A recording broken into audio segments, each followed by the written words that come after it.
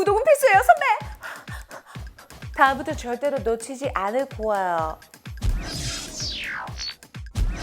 이번 주 무기대백과사전, 푸른 하늘을 가르는 카리스마 국산 초음속 고등 훈련기 T-50입니다.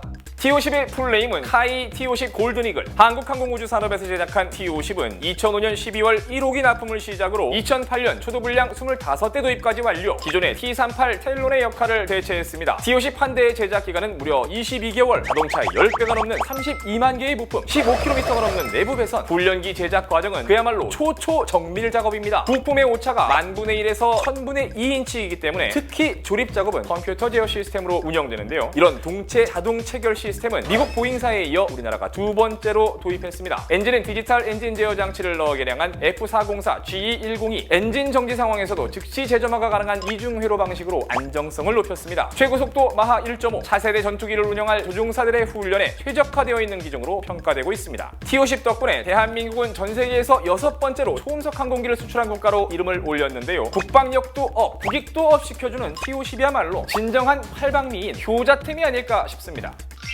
그린라이트, 그린라이트. 그녀와 나 사이의 그린라이트가 아니라 정확한 낙하 지점이 올 때 외치는 구호 그린라이트. 공군 제5공중기동비 행간에서 5월 13일부터 17일까지 그린라이트가 울려 퍼졌습니다. 왜냐고요? 2019년 상반기 공정통제사 전술종합훈련 때문입니다. 공정통제사 컴뱃 컨트롤팀, 줄여서 CCT 요원들은 항공관제 교육을 이수한 소수정예 특수부대원으로, 이들은 활주로와 관제 시설이 갖춰지지 않은 적진에 신속하고 은밀하게 침투해 후속물자를 투하할 위치 정보를 아군 수송기에 제공하고 병력과 물자가 투하될 지점의 안전을 확보하는 임무를 수행합니다. 이번 훈련에선 7,000피트 높이에서 강화하는 고공산소 강화 훈련은 물론 북도법 무장훈련, 산악훈련까지 실전보다 더 실전 같은 훈련을 했습니다. 이 훈련을 소개하고 보니 저는 절대 못하겠는데요.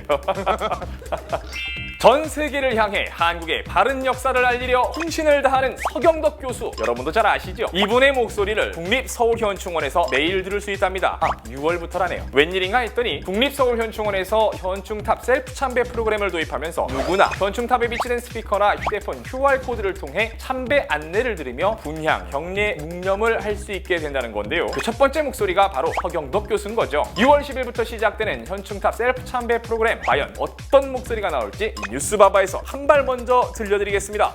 현충탑 셀프 참배는 분향, 경례, 묵념 순으로 안내해드리겠습니다. 이 톤이면 괜찮겠습니까?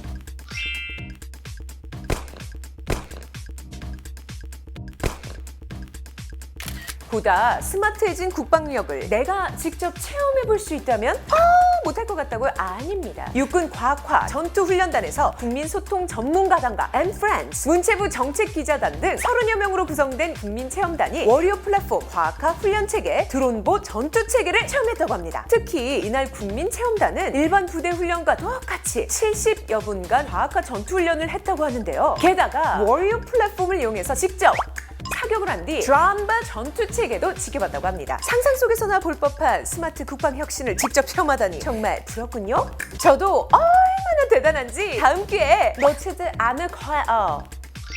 군인하면 상상가는 패션, 군복에 대한 고정관념 이제는 버리세요. 이제는 보다 멋지게 그리고 실용적으로 군복을 만들기 위해 육군 전투피복 개선의 움직임이 시작됐습니다. 전투원의 피로도를 최소화하고 쾌적성을 강화, 전투력과 생존성을 높이는 방안을 강구하는 시간이었습니다. 게다가 미래 전장 환경에 맞춘 신소재 개발의 필요성이 이슈화가 됐는데요. 이 모든 게 다변하는 전장 환경에 적합한 군복 체계를 갖추기 위한 노력 중에 하나라고 합니다. 미국의 레이어드 군복 체계와 같은 우수 사례를 우리나라에서도 구축할 수 있지 않을까 싶은데요. 전투피복 혁신에 대한 논의와 연구개발이 지속이 된다면 과연 어떤 전투복이 탄생될지 정말 궁금해집니다. 요즘 댓글에 군복의 필수 요건은 재질, 통풍, 방염, 그리고 겐지, 그러니까 멋이라고 하는데요. 다른 나라에 비해 뒤지지 않는 애취 있는 우리나라의 군복, 실용성과 멋이 함께한다면 더 좋을 것 같은데, 혹시 여러분의 아이디어 중에 톡톡 튀는 아이디어 있으면 댓글로 빨리 남겨주세요.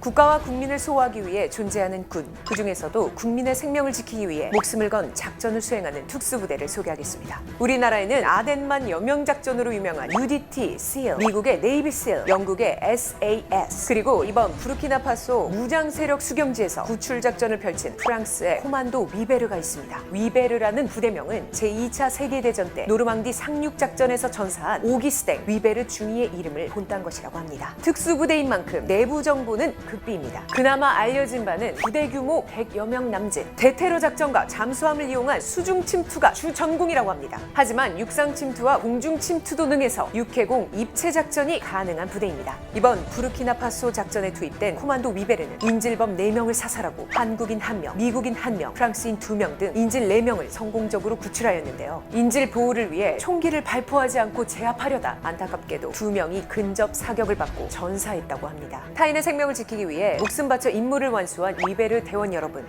고맙습니다. 그리고 다시는 이런 희생이 생기지 않도록 하루빨리 평화의 시대가 열리기를 바라봅니다.